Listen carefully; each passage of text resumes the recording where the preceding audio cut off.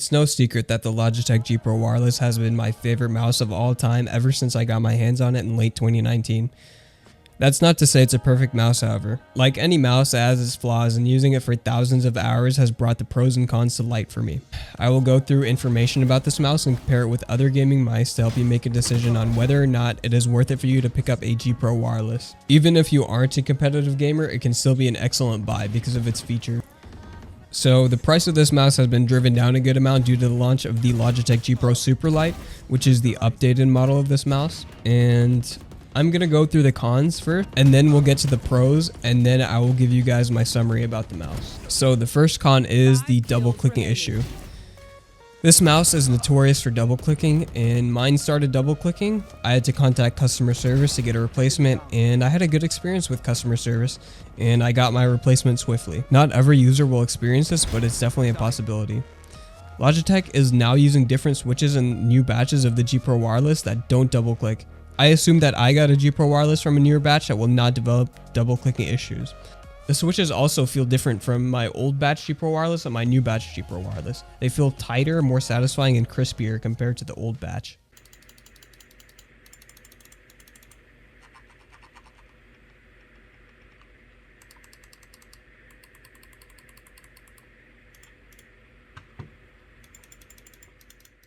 Second con, stock mouse feet. The stock mouse feet are usable, but the feel of the mouse would be greatly improved with better mouse feet that are made to glide.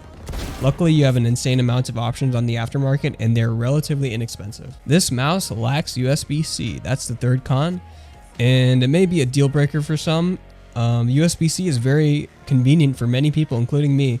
Logitech opted for micro USB in both the newer model G Pro Wireless and the old one. It could be a con depending on your usage and how often you charge it, but the battery life of the regular G Pro Wireless is 48 hours. Now that's not bad for a wireless mouse, but there are mice with much better battery life nowadays. For example, the Superlight has around 70 hours of battery life, which is a pretty big difference. Those are all the cons that I found about this mouse after using it for thousands of hours. So, the first pro. This is more subjective, but the shape is a shape that the majority of people find comfortable. I personally wouldn't change a thing about the shape. I think it's endgame, and Logitech knows that they made a winner, and they didn't change anything about the shape in the G Pro X Superlight as well. The other pro is the modular side buttons.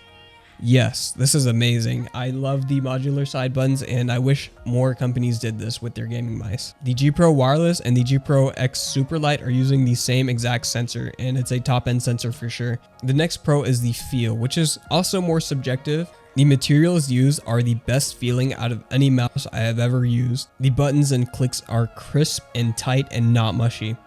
And also, just the plastic. I don't know what it is about it, but this is the best feeling plastic ever.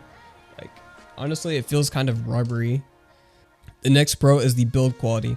The build quality in this mouse is among the best I've ever tried in any mouse. There's no flex and it feels very solid. Alright guys, now to get into my summary of this mouse. The biggest con of this mouse was the double clicking issue, and it was not addressed by Logitech, but the switches were changed in the newer batches to prevent the issue.